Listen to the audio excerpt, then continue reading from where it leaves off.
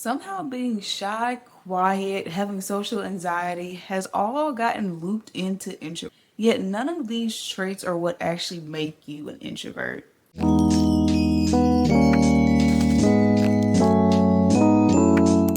Hey lovelies, welcome to the Introvert Lens. I'm your host, Kay Janelle. I created this podcast to talk about what life really feels like being misunderstood in a world that often condemns silence, and basically all things introversion, the beauty, the struggles, and everything in between. As someone who is an introvert but is also naturally quiet and also has just a little bit of social anxiety, it took me a while to really find myself. Honestly, I'm still doing the work to really find myself and really understand and see myself for exactly who I am. And I think what made that harder was people pushing who they felt like I was on me, whether it was in like judging or assuming, or even them just saying that I was this and I was that. It really kind of, for lack of a better word, it really screwed me up when it came to just even knowing myself. I felt like for a long time that I was quiet because I was introverted. I also felt like I had social anxiety because I was introverted. It almost made me feel like there was nothing I could do about it. Like, well, you're an introvert, so that's why this is true and this is true, so that's pretty much what it is. When in reality, I'm an introvert, but I'm also quiet and I also have social anxiety. But I am not an introvert because of either of these things.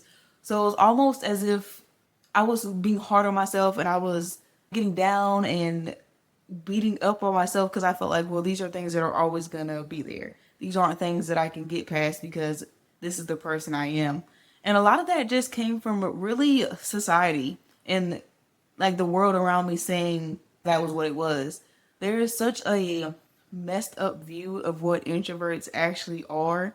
And especially as kids and really growing up, you get told that you're weird or you're mean or you're stuck up or, oh, she's just shy or, oh, she's just quiet. And as you grow up, obviously you've heard those things over and over and over. And when you start growing into adulthood and really trying to find yourself, then it can really become a big issue because what you've heard for so long is still there, it's still in your ear. So as you're trying to discover yourself, you also have these assumptions that people have made, these judgments or these labels that people have put on you also just flowing through. And a lot of the times they're not true. They're just myths or misconceptions that have been put out there about introverts and really breaking apart who I am, really being able to open my own eyes and see who I am has really broken that down for me and really made me see kind of my personality and even the different pieces of my personality for what it is. And honestly, at this current moment, it is helping me so much to heal those parts of myself and work on those parts of myself that I do need to work on and that I do want to change and can change, that for so long I felt like were just a part of me. And it's really opened a lot of doors for me. It's really opened my eyes to how much work I can do on myself and how much that I actually can change about myself without worrying about what other people think or what judgments and assumptions they've always made or what they may think about me. Now I can look at it from just a perspective of who I actually am, regardless of what anybody has to say, just who I am, to better work on myself, to be that better person, to put in the work I need to put in because now I can see these different parts of myself so clearly and I understand that they are not intertwined in this bigger part of myself, which is being an introvert. It is a big part of who I am, but it does not make up all of who I am, and all of my traits don't come from that. Yeah, yeah. I hope I put that right. But anyways, today I really want to get into some of the biggest myths about introverts. We're all shy. We must have social anxiety. Every introvert is quiet. And I also want to get into just a little bit, I want to talk about ambiverts and some of the misconceptions that I feel like really can collide when it comes to the two, when it comes to ambiverts and introverts. So let's first touch on shyness. Not all introverts are shy, and not all shy people are introverts. Can a shy person be an introvert? Of course they can. Does being shy make them an introvert? Of course, it does not. You do not have to be shy to be an introvert. And for me personally, this is one of the most annoying myths there is, because then you have those people who, of course, you're having those people who are like, oh, you're shy, you need to change, you need to come out of your shell. But then on the other side, you have those people who may kind of think they're doing good or think they're being helpful because they're bringing you out of a shell.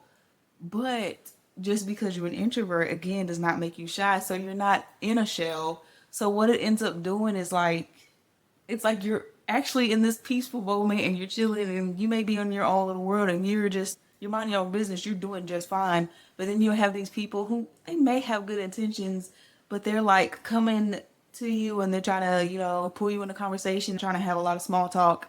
And that for you is draining, but they feel like because you're an introvert, because you're kind of mostly in your solitude and they see that, they equate that with you being shy. So now they're trying to bring you out of your shell, which if you are not shy and you are just an introvert, is kind of annoying, even though they may have good intentions.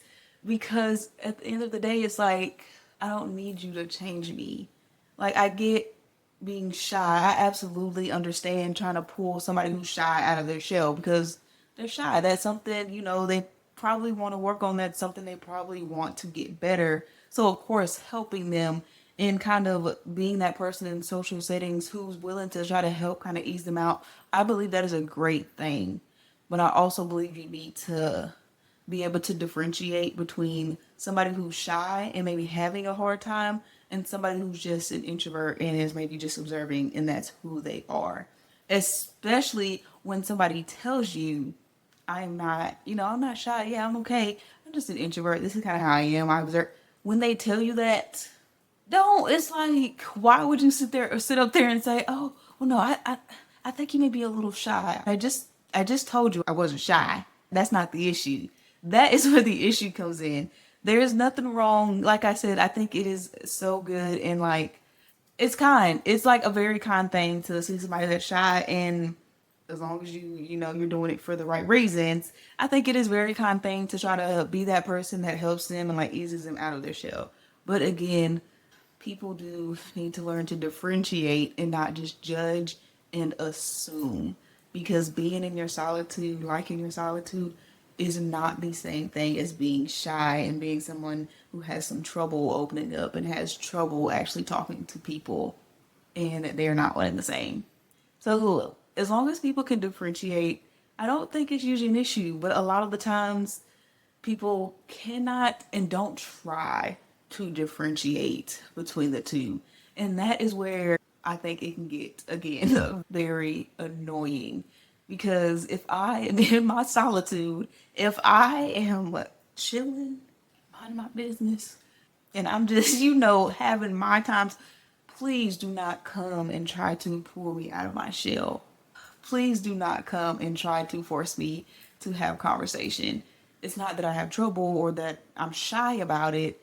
It's that I'm in my solitude. So yeah, trying to communicate that and explain that when people feel like they're being nice and bring me out of my shell, that can be a tough one, but they are not the same thing.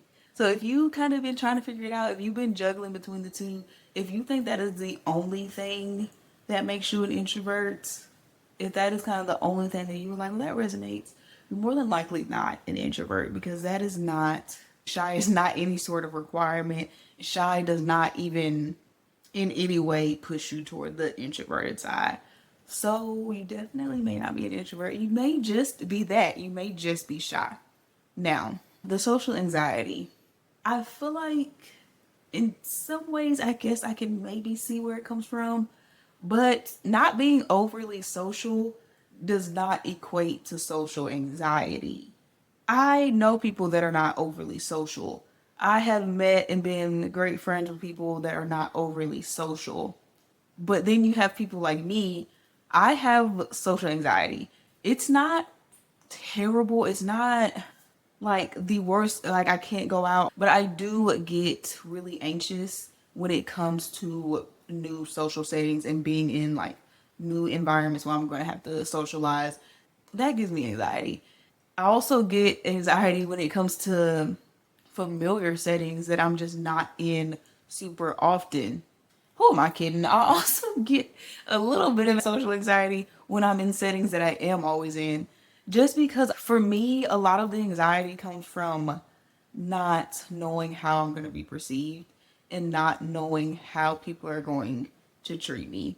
I am working on that. I have really grown when it comes to not letting what other people may think or do think having such an effect on me. But I do still have those little anxieties. But that's not the same as your everyday introvert who's probably not going to be overly social. But that is not because they automatically get anxious, or being an introvert means you get anxious when it comes to social settings. It's usually just not the place an introvert wants to be all the time. That's an introvert for you. But that does not necessarily mean that they have trouble in social settings. There could be an introvert who absolutely is great in social settings. They have no problem talking. They have no problem, mingling around when they need to, but they can only do it for so long before it's like, yeah, I need to go recharge. Or after they do it, they know I need to give myself that time in solitude. I need to be intentional about being with myself so that I can get that boost, so that I can really get back to feeling like myself after this. Social anxiety is exactly what it sounds like. Not all introverts are quiet. I do get that a lot of introverts can be a little more subdued, not quite as talkative, but it's definitely not a requirement for introverts. Quiet is how you express yourself, it's your personality. Quiet is more of your personality, how you express yourself to the world. Introversion is just that. It's how you recharge your battery, it's how you get back to feeling like yourselves. Two totally different parts of who you are. Just two totally different things. I did a whole video about this, so if you want to get more into the whole quiet versus introverted thing, I do have a whole video about that. So I'm not going to get too deep into it, but introverts do not have to be quiet. Introverts recharge in their solitude. That is how it is. You may have louder introverts. You may have introverts who do have louder personalities, but once they get out of those settings, they need to have that time. They need to recharge, and that's how they do it, is by themselves, because those are not one and the same. Just because you are quiet does not automatically make you an introvert. You could be an extrovert, or you could be an ambivert. I actually didn't even realize ambivert was a thing until recently, which saying it out loud has me like, girl, what? But I didn't. And one of the main reasons I feel like I did it is even when researching them, even when trying to find things on ambiverts, I feel like a lot of the times they get drowned out by being pushed in with introverts. I'm not an ambivert, so I'm not going to try to speak from their point of view. But just from doing the research and actually taking the time to look, I feel like ambiverts themselves may even push themselves in sometimes with introverts. If you are someone who in any way, shape, or form get that boost and gets that recharge and feels better after social interactions, or feels like social interactions are what you need to feel better or to feel more like yourself, then you are either an extrovert or you are an ambivert. An introvert does not need or use social interaction to feel more like themselves or to recharge. That is just not something, that is like the exact opposite of the definition of an introvert. That is an extrovert.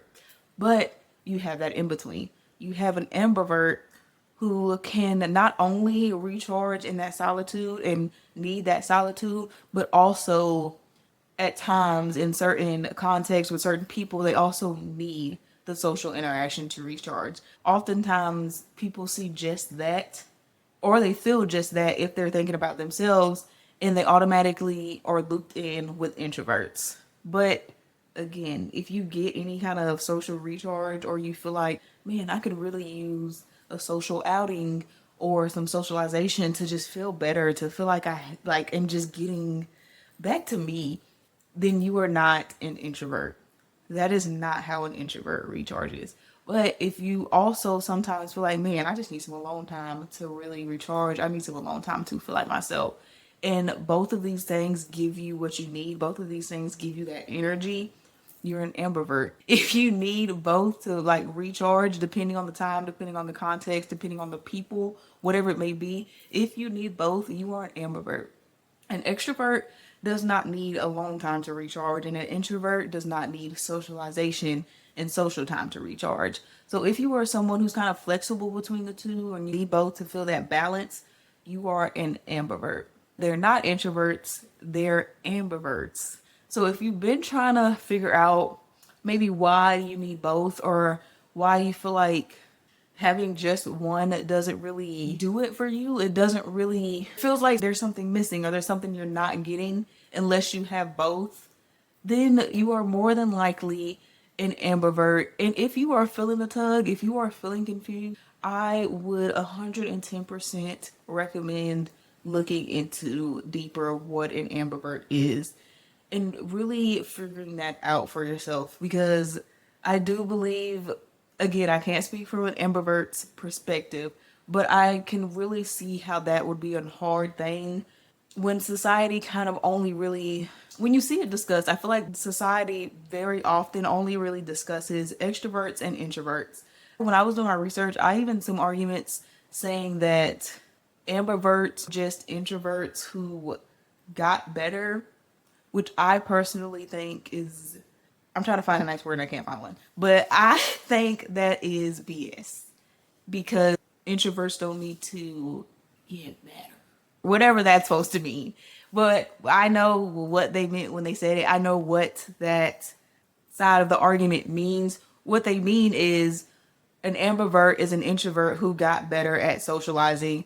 But going back to what I said earlier, being an introvert does not automatically mean you're bad at socializing. It will often mean that you don't want to socialize quite as much as some people may. But yes, I do believe a lot of ambiverts are pushed over here into the introvert slot. But me personally, after researching, after looking at what I did, I definitely 110% believe that ambivert is its own group of people.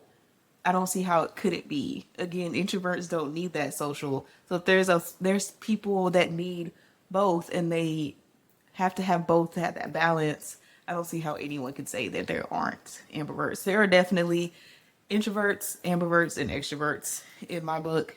And I do believe anyone kind of struggling and feeling like, well, I don't think I fall into any just one, should look a little deeper into what an ambivert is.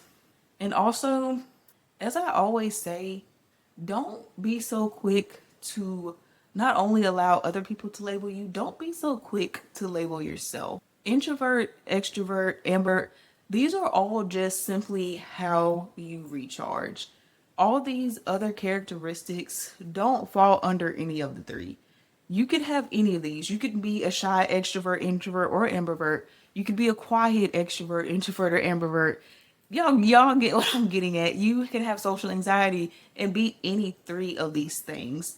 Don't be so quick to think that because you're any of them, because you're ambivert, that any of these characteristics just are these traits just automatically come with it, and that means you have to be in this little box and that's who you are. And it's just not the case whatsoever. It is very important, I think, to know where certain things about yourself stem from so that you can work on them, or so that you can take care of yourself the way you need to be taken care of. A shy person is going to need to work on things differently than an introverted person. So saying that because I'm shy, I must be introverted, I believe can really be detrimental, because an introvert, to help themselves, to take care of themselves, they're going to need that solitude. They're going to need to make sure they get that when they need it. But a shy person, to better themselves and to help themselves, is going to need to work on that. They're going to need to maybe try to put themselves in social settings that they actually want to be in, so that they do get more comfortable speaking to people or more comfortable just doing the things they like, whatever it is they're struggling with.